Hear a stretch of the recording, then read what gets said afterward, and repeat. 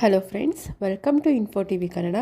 ಇವತ್ತಿನ ವಿಡಿಯೋದಲ್ಲಿ ಗೃಹಲಕ್ಷ್ಮಿ ಯೋಜನೆಯಿಂದ ಎಷ್ಟೋ ಜನಕ್ಕೆ, ಎಷ್ಟೋ ಬಡವರ ಫ್ಯಾಮಿಲಿಗಳಿಗೆ ಎಷ್ಟು ಹೆಲ್ಪ್ ಆಗ್ತಾ ಇದೆ ಅನ್ನೋದ್ರ ಬಗ್ಗೆ ಒಂದು ಉದಾಹರಣೆ ಸಹಿತ ಒಂದು ಇನ್ಸಿಡೆಂಟ್ನ ಹೇಳ್ತೀನಿ.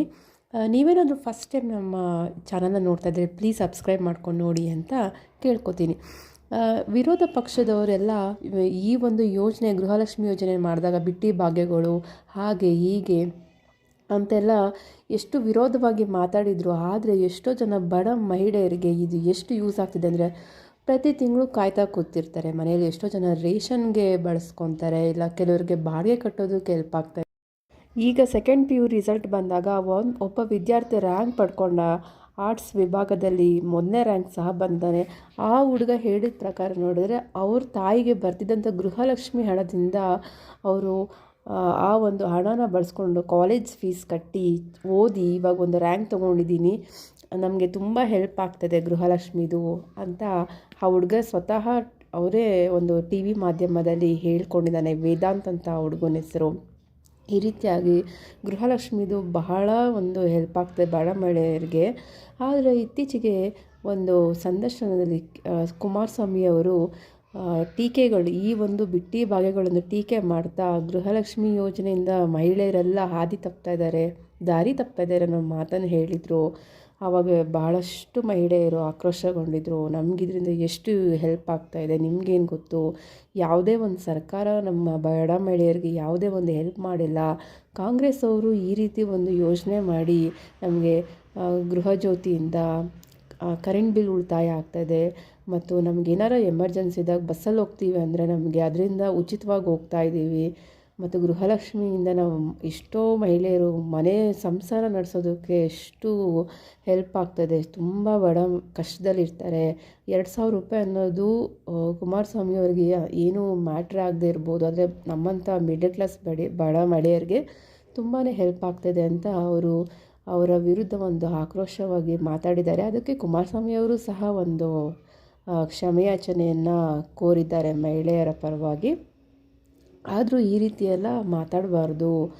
ಯಾಕಂದರೆ ಎಷ್ಟೋ ಜನ ಎಕ್ಸಾಂಪಲ್ಗಳು ದಿನಕ್ಕೆ ಸಿಗ್ತಾ ಇದೆ. ಯಾರೂ ಕೂಡ ಯಾವ ಸರ್ಕಾರ ಸಹ ಕೊಟ್ಟಿಲ್ಲ ಬಡ ಮಹಿಳೆಯರಿಗೆ ಈ ರೀತಿ ಒಂದು ಹೆಲ್ಪು ಅಂತಲೇ ಹೇಳ್ಬೋದು. ಮತ್ತು ಇನ್ನೊಂದೇನು ಅಂದರೆ, ಗೃಹಲಕ್ಷ್ಮಿ ಯೋಜನೆಯ ಒಂದು 2 ತಿಂಗಳು ಬಂದ್ ಮಾಡ್ತಾರೆ, ಅಮೌಂಟು ರಿಲೀಸ್ ಮಾಡೋದಿಲ್ಲ ಅಂತ ಎಲ್ಲ ಕಡೆ ಈ ಒಂದು ಸುದ್ದಿ ಹರಿದಾಡ್ತಾ ಇದೆ. ಬಟ್ ಸರ್ಕಾರದವರು ಯಾವುದೇ ರೀತಿಯ ಒಂದು ಮಾಹಿತಿನ ನೀಡಿಲ್ಲ, ಇದರ ಬಗ್ಗೆ ಕನ್ಫರ್ಮೇಷನ್ ಕೊಟ್ಟಿಲ್ಲ ಅವರು. ಆದರೆ ಈ ರೀತಿ ಒಂದು ಎಲೆಕ್ಷನ್ ನಡೆಯೋ ಕಾರಣದಿಂದ ಸ್ಟಾಪ್ ಮಾಡ್ತಾರೆ ಅಂತ ಹೇಳ್ತಾ ಇದ್ದಾರೆ. ಬಟ್ ಗೊತ್ತಿಲ್ಲ, ಆ ರೀತಿ ಏನಾದರೂ ಒಂದು ಸರ್ಕಾರದವರು ಕನ್ಫರ್ಮೇಷನ್ ಏನಾದರೂ ಮಾಹಿತಿಯನ್ನು ಕೊಟ್ಟರೆ ಖಂಡಿತ ನಾನು ಅದನ್ನು ನಿಮಗೆ ಅಪ್ಡೇಟ್ನ ಮಾಡ್ತೀನಿ.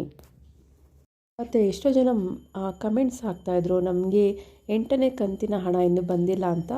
ಕೆಲವ್ರಿಗೆ ಹೌದು ಬಂದಿಲ್ಲ, ಇನ್ನು ಈ 24ನೇ ತಾರೀಕುವರೆಗೂ ಸರ್ಕಾರದವರು ಹಂತವಾಗಿ ಅದನ್ನು ಜಮಾ ಮಾಡ್ತಾ ಇದ್ದಾರೆ. ನಿಮಗೆ ಬಂದಿಲ್ಲ ಅಂದರೆ ಇನ್ನೂ ವೆಯ್ಟ್ ಮಾಡಿ, 24 ಒಳಗಡೆ ನಿಮಗೂ ಸಹ ಬರೋ ಚಾನ್ಸಸ್ ಇದೆ. ಸೊ ನೀವು ವೆಯ್ಟ್ ಮಾಡಿ ನೋಡಬೇಕಾಗತ್ತೆ.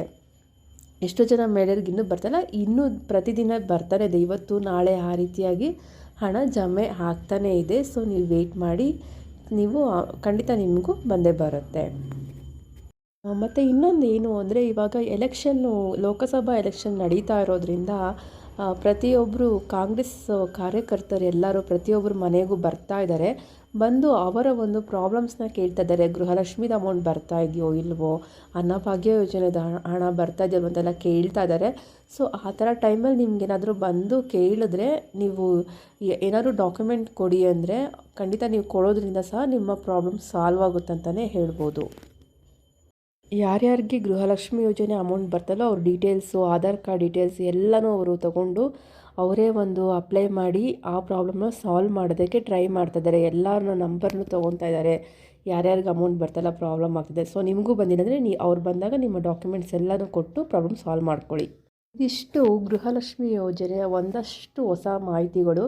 ಇದೇ ರೀತಿಯ ಹೆಚ್ಚಿನ ಮಾಹಿತಿಗಾಗಿ ನಮ್ಮ ಚಾನಲನ್ನು ಪ್ಲೀಸ್ ಸಬ್ಸ್ಕ್ರೈಬ್ ಮಾಡಿ, ಸಪೋರ್ಟ್ ಮಾಡಿ ಅಂತ ಕೇಳ್ಕೊತೀನಿ.